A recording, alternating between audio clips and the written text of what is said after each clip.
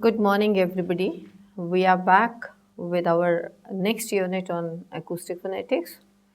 This is module 13 on acoustics of voice and its auditory correlates. Just to understand how do we hear. Actually, hearing is a very complex process. It's a very complex neurocognitive process and neurosensory process. But we are not going into all those biochemical and bioelectrical processes involved. What we are looking at is the physics of voice and the three most important properties, which are frequency, intensity, and the waveform, meaning time. And we want to see how each one of these three are received by the human ear, how they are heard.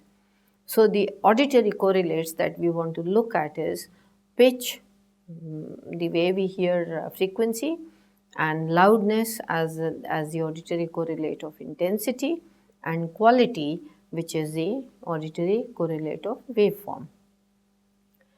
Pitch, intensity, and quality, these three aspects, although they belong to the domain of auditory phonetics, but they are absolutely crucial even to understand the acoustic properties of voice and acoustic properties of speech sounds.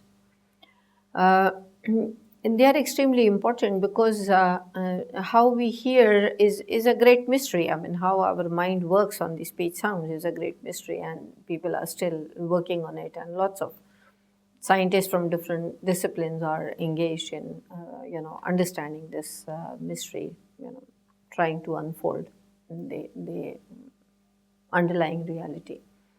But the fact is that two sound waves, even if they are of the same pitch, produced by the same voice, they can be heard very different if the intensity varies. They can also be heard very differently if the quality varies. Similarly, two sounds of the same intensity, if the pitch varies, they are different. If quality varies, they are different. And the third one, two sound waves of the same quality can be heard as different if either of the other two pitch or intensity varies. So let's look at these one by one. Frequency heard as pitch. Now, a complex wave, what we get in the oropharyngeal chamber and what we get after all the resonance processes, after the oropharyngeal chamber has provided all the resonance and filter process to it, then what we get is something like what you see on the screen. This is the spectrum of a complex wave, which may have frequencies and with the individual with respective amplitudes exhibited on this screen. Simple waves or the peaks are heard as pure tones. Simple sine wave is heard as pure tone, higher frequency heard as higher pitch. That's the simple formula. But if you want to say how much higher is the frequency and how much higher is the pitch, then it's not a one-to-one correlation, and this is what we need to understand, how it happens. Complex waves with a peak spectrum or a flat spectrum, we find that pitch corresponds to the peak or the average of the frequencies if it's a flat spectrum. Complex periodic repetitive waves may have constituents like, let's say 250, 500, 1000 and 2500 hertz. If there are four such sound waves combined, then the resultant wave, the pitch will correspond to the highest common denominator, because the ultimate resultant wave will have that frequency of vibration, so that frequency. So 250 hertz will probably be something contributing to what we are hearing. Now, we have seen this slide before when we were talking about acoustics of voice. The frequencies, now these three kinds of spectral representations are those for male voice and a female voice and a child's voice. So male voices, if the lines are too close, it only shows that the fundamental tone of voice is a lower frequency, and if it is something around 100, then all the whole number multiples will be 200, 300, 400, all of that. Then in case of a female voice, if it is around 200, then the harmonics will be 2, 4, 6, 8, and children's voices could be 3, 6, 9, 12, and so on. So this is a spectral representation, and what we hear, the male voices as low-pitched voices, you can instinctively make a difference between a male voice and a female voice. Female voice has a slightly higher pitch, and children's voices are really much higher than the other two voices. The human auditory range is 20 hertz to 20,000 hertz, that we all know. And less than 20 hertz are infrasonic sound waves, more than 20,000 hertz is ultrasonic sound waves.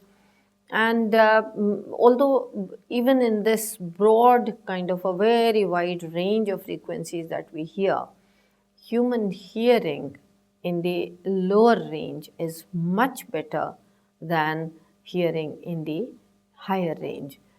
In the lower range, you can make a distinction, just heard difference of, let's say, 3, 4 hertz, or even 5 hertz, 7 hertz. Even that one can distinguish, between. But in higher frequencies, the higher frequencies are clubbed together.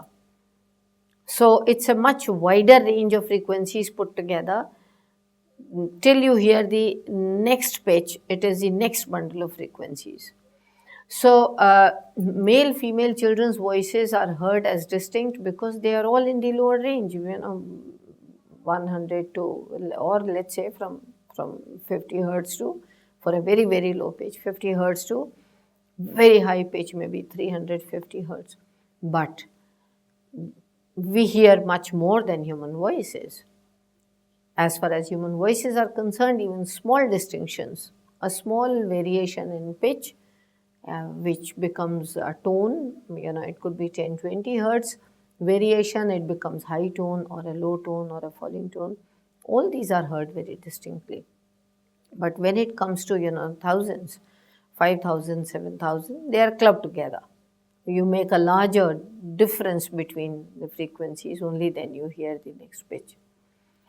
So, Mel scale shows how up to 1,000 probably we will have some kind of a direct correlation between the increase in frequency leading to increase in pitch. Up to 1,000 you can find a direct correlation. After 1,000 you can see the curve bending, just to show that it's a much larger frequency required, or larger frequency change required to be able to hear the next higher pitch. And this is another representation where you find the musical notes are, clubbing of certain range of frequencies. So if you make a distinction between, something like 880, then on the y-axis it will not be 880, it will be less of difference. Similarly, from 880 to 1760, see the huge difference that you are making in frequency in hertz, and on y-axis you will see a little bit of difference, or the next higher pitch is heard.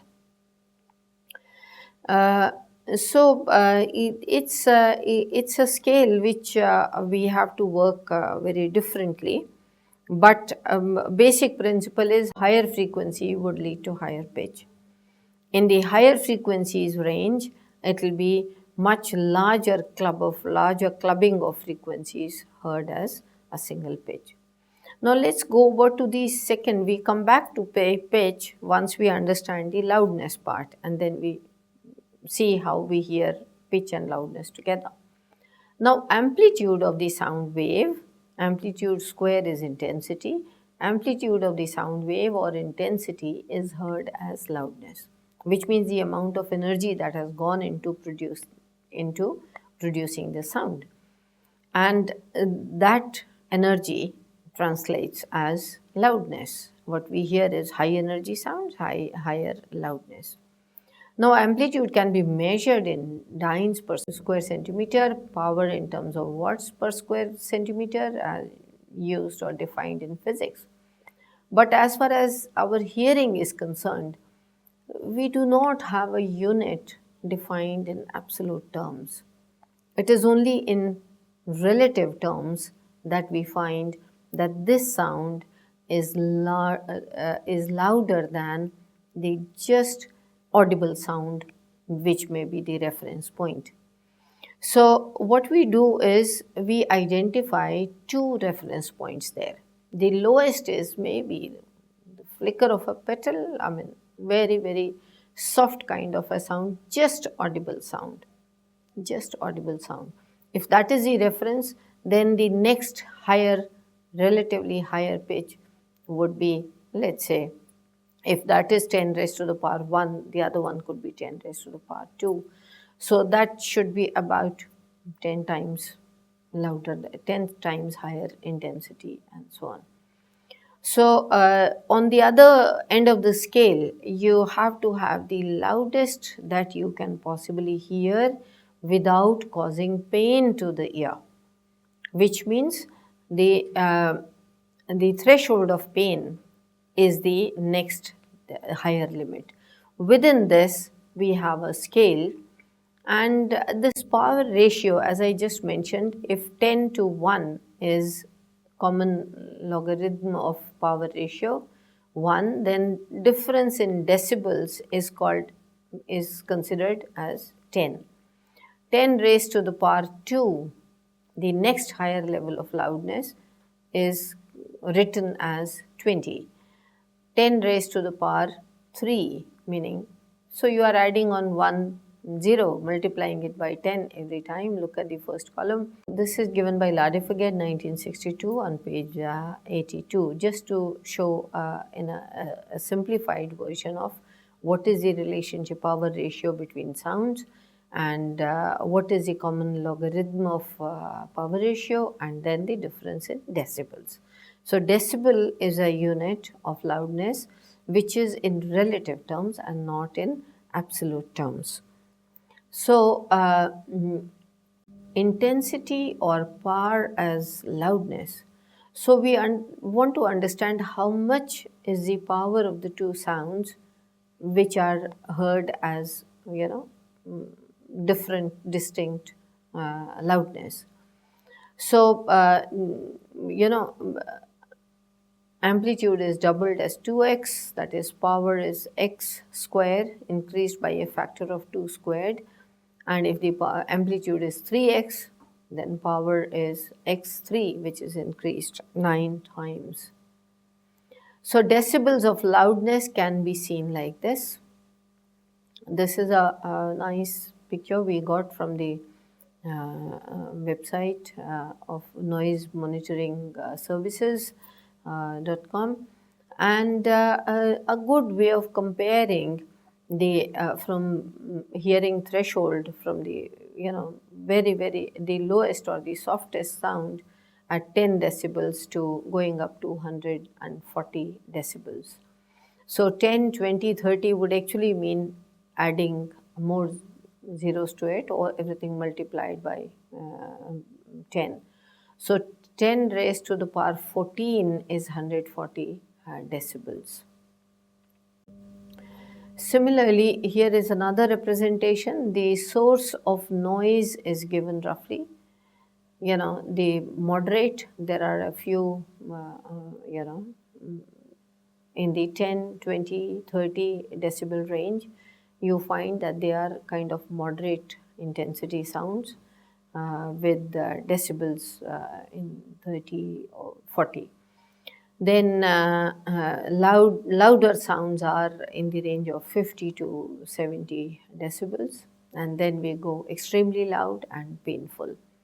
So this is how the actually threshold of pain is something like 120, and if you are exposed to 120 decibels, maybe working as a DJ, working in a club, and or working in a factory where you are exposed to loud sounds, all day, then you can lose the ability to hear the lower intensity sounds in course of time. Now, pitch and intensity, since the two things are always together, a sound wave has a certain frequency and certain amplitude, and therefore the two things, a sound wave is heard as a composite one, So the two things heard together, this particular diagram, this is again from Ladefoged, and this figure shows that some of the very low frequencies may not be heard unless they have a little higher intensity.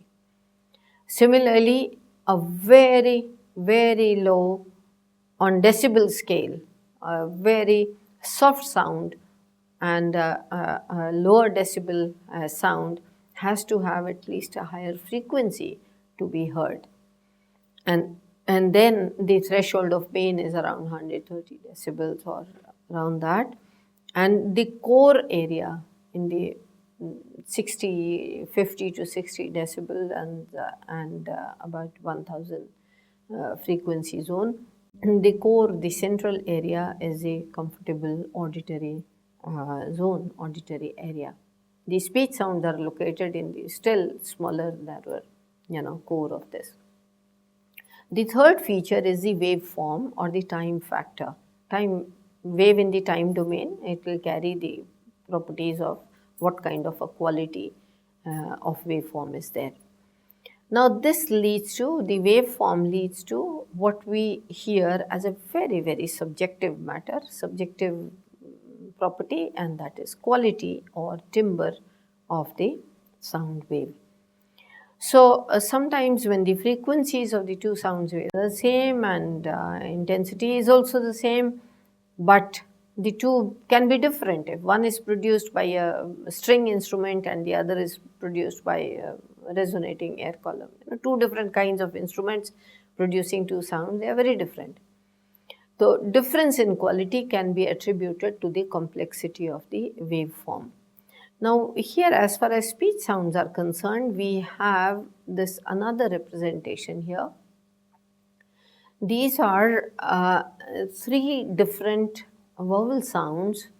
When the author, meaning Ladefoged here, he pronounced three different vowel sounds: o as in cot, and u and e. So e, u, and o. The three, let's say, three in a triangle, the front high and the back high vowel and the open back vowel o. So these three had a fundamental frequency of approximately 100 hertz pronounced by the same person with, keeping the pitch constant. But even then, you can see that vowel O has a very different kind of a waveform from the other two. So that seems to be having a different quality, different timbre, which is perceived as very, very distinct and different. So quality or timbre, as we hear, can be attributed to wave shapes. And therefore, we've just seen the example, qualitatively they can be very different. Now, coming to the towards the end of this unit, when you want to test your hearing, you go to a clinic and the audiologist tells you that let's draw an audiogram for your hearing.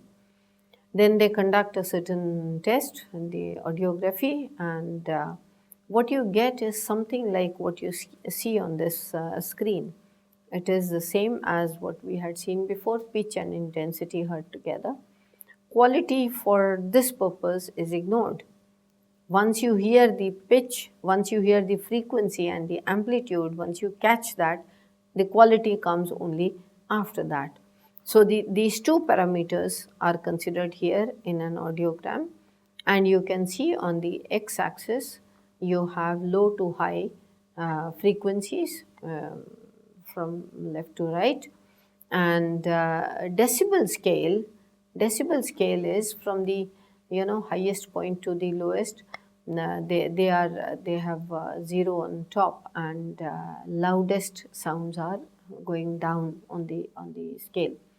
So what you see is that if you can hear a pure tone fed to your ears in a quiet and room, in a soundproof room, you should be able to hear that even if it is 10 decibels or 20 decibels. But if you don't hear it in the 10 or 20 decibels, you go over to 30 and 40, you find that this is an indication of a mild hearing loss. Then you go over to 50 and 60, then this is moderate hearing loss. Then it's alarming. And 60 onwards, it is moderate or moderately severe hearing loss. This is how they define it. And 70 to 80 is your severe hearing loss. So this audiogram helps you, decipher what kind of, what is the level of damage or deficit, which may have happened because of your service conditions. You may be working in a factory every day. You are in a very, very loud environment, so you don't hear the lower range, in the lower decibel range, and that can happen. And this module combined with the larynx as the source of sound, the module number 12. The two modules together give you the practically acoustics of voice and how the voice is received. Thank you very much.